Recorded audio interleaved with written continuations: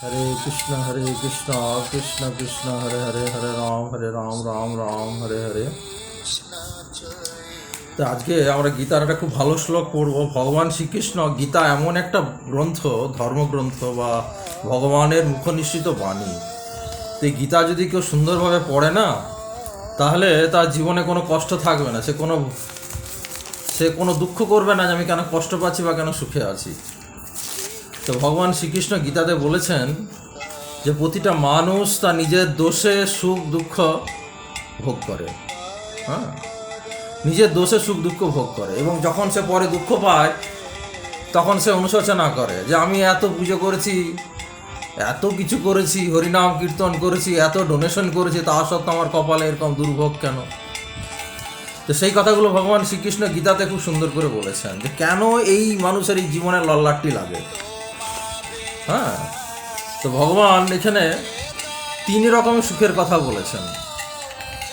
তো ভগবান গীতাতে বলছেন যত তৎ অগ্রে বিষম এবং পরিণাম অমৃত উপভম তৎ সুখম সাত্বিকম প্রবক্তং আত্মবৃদ্ধি প্রসাদম। হে অর্জুন, অগ্রতে বিষসম পশ্চাতে অমৃত, সেই সুখ পরিচয় হয় তা সাত্বিক। যে সুখে লাভ হয় আত্মর প্রমাদে, আত্মবৃদ্ধি ভাগ্যবান যোগ্য সে তাহাতে। তো এখানে ভগবান শ্রীকৃষ্ণ 3টে সুখের কথা বলেছেন: সাত্ত্বিক সুখের কথা, রাজসিক সুখের কথা, তামসিক সুখের কথা। তো যে মানুষ এই 3টে সুখকে যথাযথভাবে বিচার করে সে জীবনযাপন করবে, সে কিন্তু সারা জীবন সুখী হবে। ইহলোক পরলোক দুটো লোকই সুখী হবে। এবং আর কি হবে না, তার বংশধররা যারা এই পৃথিবীতে থাকবে তারাও তার পুণ্যের ফলে সুখী হবে। তো ভগবান এখানে বলছেন যে সুখ প্রথমে বিষের মতন, কিন্তু পরিণামে তা অমৃত তুল্য। ভগবান এখানে বলছেন প্রথমে যে সুখটা বিষের মতন লাগে, তার পরিণাম কিন্তু অমৃত তুল্য।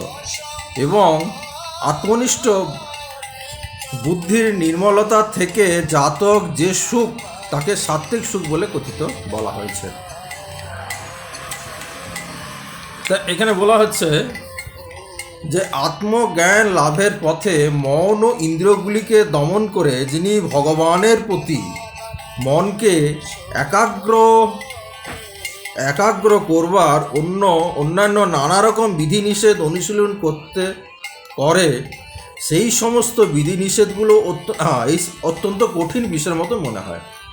তো এখানে ভগবান বলছেন যে যেমন আমরা আমাদের ইসকন ভক্তরা প্রত্যেক দিন ভোরবেলায় উঠে স্নান করি, এবার শীতকালে যে স্নানটা করতে খুব কষ্ট হয়, তখন তার কাছে এই নিয়মটা খুব বিষের মতন মনে হয়। তো সেই কথাটা এখানে ভগবান বলছে যে সুখ প্রথমে বিষের মতন, পরিণামে তো অমৃত তুল্য। তো বলছে আত্মজ্ঞান লাভের পথে মন ও ইন্দ্রিয়গুলিকে দমন করে যে ভগবানের প্রতি মনকে একাগ্র করার জন্য নানা রকমভাবে বিধিনিষেধগুলি অনুশীলন করে, এই সমস্ত বিধিনিষেধগুলো অত্যন্ত কঠিন ও বিষের মতন তিক্ত।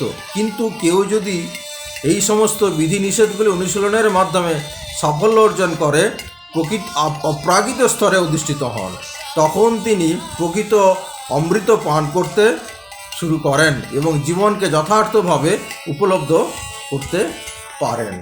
তো এখানে ভগবান শ্রীকৃষ্ণ বলছেন যে সাত্ত্বিক গুণে যদি কেউ অধিষ্ঠিত হয়, সাত্ত্বিক গুণে, তো সাত্ত্বিক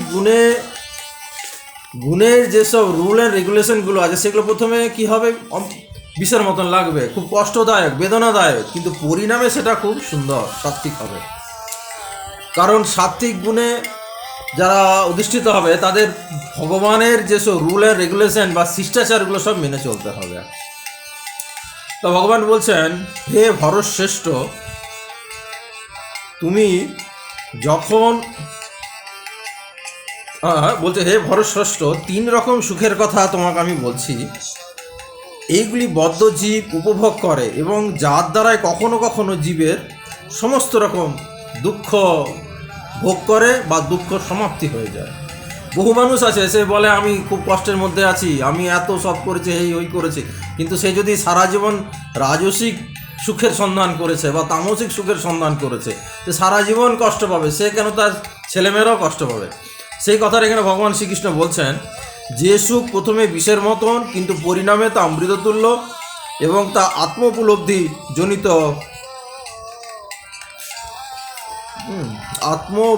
জনিত প্রসন্নতা থেকে উৎপন্ন হয়, সেই সুখ সাত্ত্বিক সুখ বলা হয়।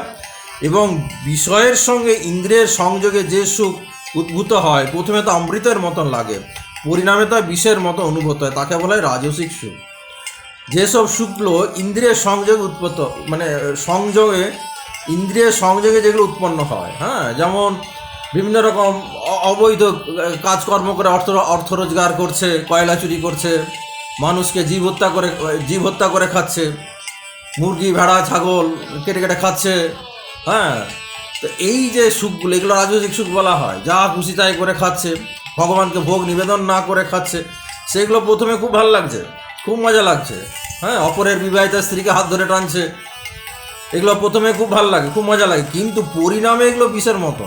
আর যারা রাজসিক গুণে আর যারা সাত্ত্বিক গুণে অধিষ্ঠিত, তারা কিন্তু প্রথমে খুব কষ্ট করে, পরে সেটা অমৃতের মতো।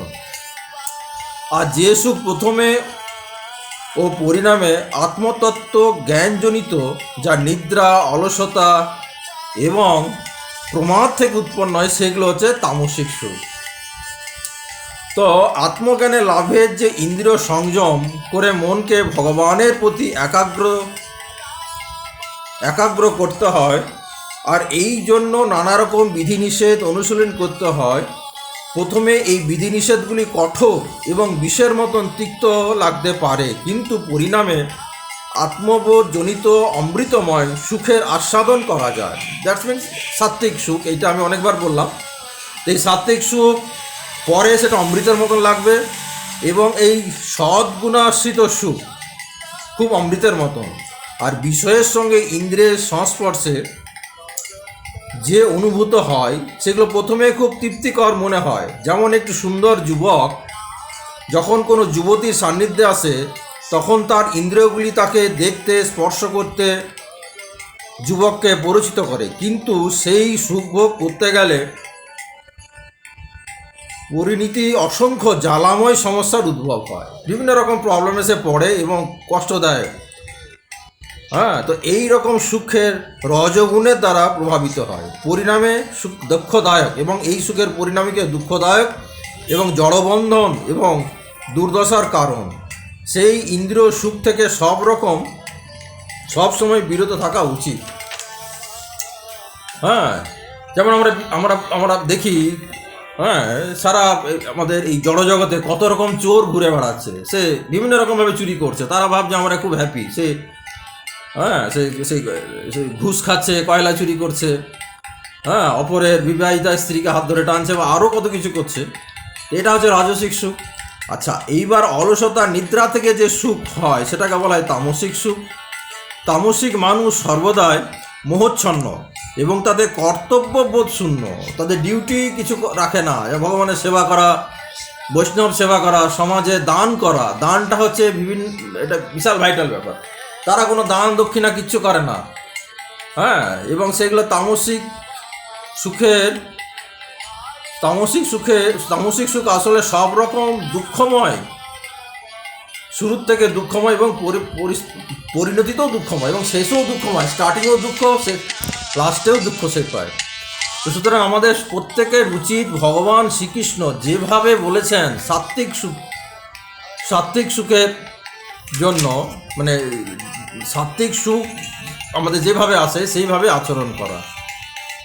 হরে কৃষ্ণ কৃষ্ণ কৃষ্ণ হরে হরে, হরে রাম রাম রাম হরে হরে।